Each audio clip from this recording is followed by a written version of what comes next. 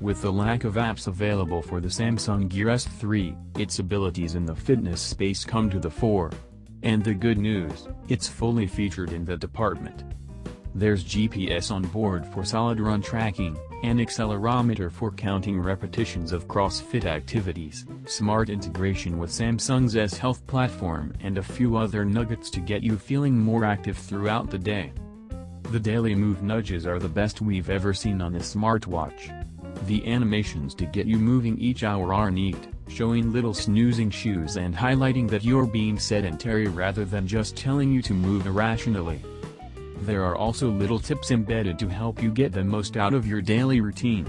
For instance, if you are not moving a lot, the Gear S3 will entice you to do some stretches and guide you through the process, counting as you go using the accelerometer, which feels far more interactive than just being told to stand up. However, that's the end of the decent tracking. If you head into the fitness app, you're greeted with all manner of options to get you active, from running to lunges to cycling to crunches.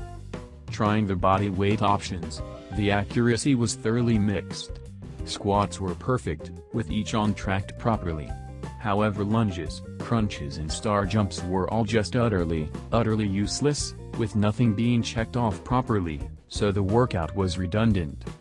Compare that to a fitness tracker like the Move Now, and you'll see how poorly this performs. It's perfectly possible to count how many star jumps one is doing, but Samsung's watch doesn't. When it comes to the run accuracy, that was middling too. Over the long run distance, things were okay, only 0.1 miles out over a 32-mile distance, which gave us high confidence in the Gear S3 as a running watch. But so many times the run was erratic and inaccurate, with things like a random mile adding on to the distance for no reason or suddenly failing to track me for a short time.